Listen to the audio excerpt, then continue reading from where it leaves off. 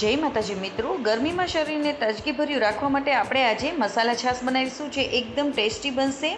તો આપણે બનાવવાનું શરૂ કરીએ. તેની માટે મેં અહીંયા 2 કપ જેટલું દહીં લઈ લીધું છે. હવે તેમાં આપણે 1 લીલું મરચુંને એડ કરી દઈશું, કટ કરીને નાખી દઈશું. થોડા પુદીનાના પાનને એડ કરીશું, તેને આપણે ઝીણા ઝીણા કટકા કરીને નાખી દઈશું. સાથે મેં કોથમીરને પણ એવી રીતે જ નાખી દીધી છે.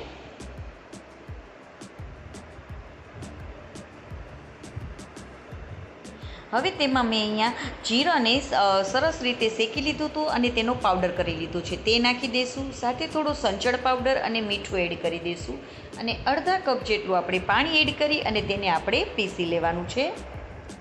તો આપણી મસાલા છાશ રેડી થઈ ગઈ છે. તો હું તેને બીજી તપેલીમાં કાઢી લઉં છું.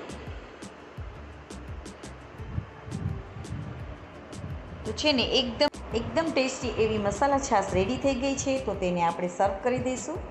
ઉપરથી થોડું શેકેલા જીરાનો પાવડરને સ્પ્રિંકલ કરી દઈશું અને થોડા ફુદીનાના પાન રાખી દઈશું. તો આપણી મસાલા છાશ રેડી થઈ ગઈ છે, જે એકદમ ટેસ્ટી બને છે.